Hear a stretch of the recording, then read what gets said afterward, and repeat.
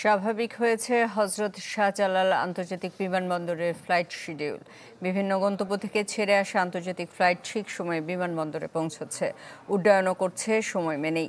তাই যাত্রী দুর্ভোগ ছিল না বললেই চলে। এদিকে আগুনে মারাত্মকভাবে ক্ষতিগ্রস্ত হওয়ার পর আবার অস্থায়ীভাবে শুরু হয়েছে আমদানি পণ্য খালাস।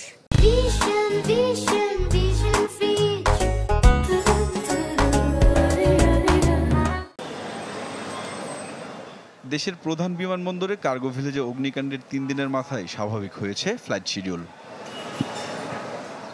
সোমবার যারা বিভিন্ন গন্তব্যে গেছেন তাদের দুর্ভোগ ছিল না বললেই চলে। তবে আগুনের খবর দেখার পর অনেক বিমানযাত্রী ছিলেন উদ্বিগ্ন।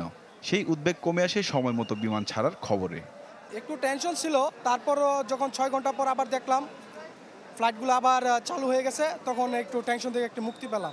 যোগাযোগ করছিলাম, বলছে যে সব কিছু ওকে, নার্ভাসের টেনশনের কিছুই নেই। যখন আমি শুনছি যে এখানে আগুন লাগছে তখন অনেক টেনশনে ছিলাম।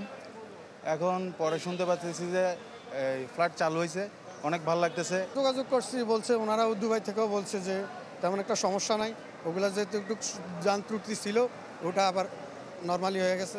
এদিকে স্বাভাবিক হয়েছে কার্গো ভিলেজের কার্যক্রম। অস্থায়ীভাবে ৯ নম্বর গেট দিয়ে করা হচ্ছে আমদানি পণ্য খালাস। রোববার বিমান ও পর্যটন মন্ত্রণালয়ের উপদেষ্টা জানান, শাহজালাল আন্তর্জাতিক বিমানবন্দরে অগ্নিকাণ্ডের কারণে ৩ দিনের জন্য সব নন শিডিউল ফ্লাইটের খরচ মওকুফ করা হয়েছে। দুর্ঘটনার কারণ অনুসন্ধানে ৭ সদস্যের তদন্ত কমিটি গঠন করেছে বিমান বাংলাদেশ এয়ারলাইন্স। কমিটিকে ৫ দিনের মধ্যে প্রতিবেদন দিতে বলা হয়েছে।